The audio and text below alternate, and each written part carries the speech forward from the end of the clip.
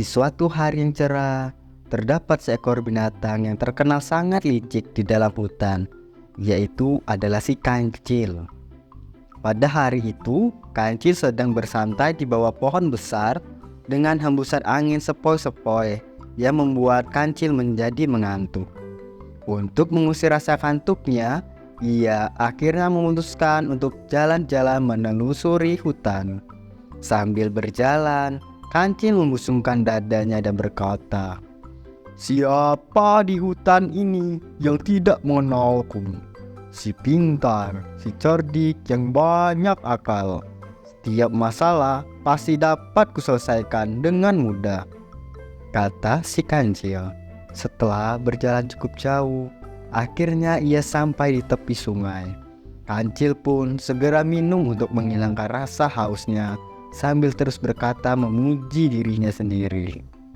Tanpa kancil sadari, ternyata ia sedang diperhatikan oleh seekor siput yang sedang duduk di balik sebuah batu besar di pinggir sungai. Karena mendengar ucapan kancil, siput itu pun berkata, "Hei kancil, asik sekali kau, kulihat berbicara sendiri. Ada apa? Apa kamu sedang bergembira ya?"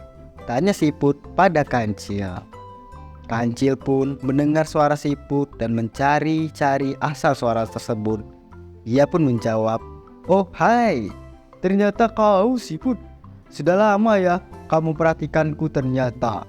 Sedang apa kau di sana siput? Meratapi dirimu yang kecil dan lelet ya?"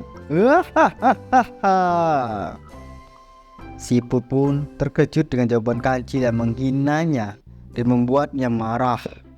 Lalu siput pun membalas ucapan kancil.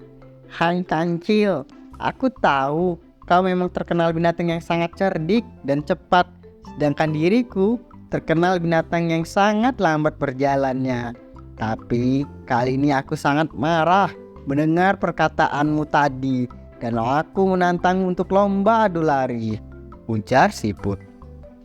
Mendengar tantangan dari siput, kancil pun menerima tantangannya, karena ia tahu siput tak akan mungkin mengalahkan dirinya.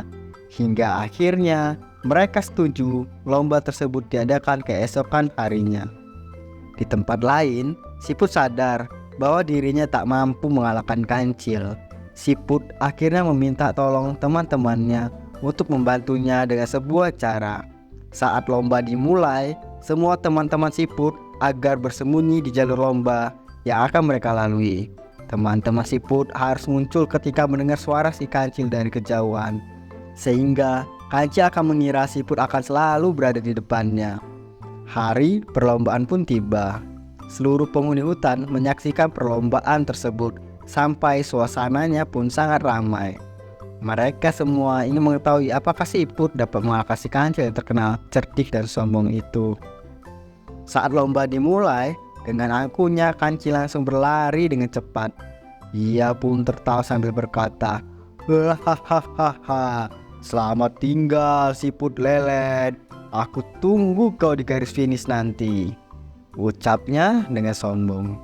Setelah ia berlari meninggalkan siput cukup jauh di belakangnya, kancil justru sangat terkejut karena ia melihat di depannya ada siput yang sedang berjalan dengan santai.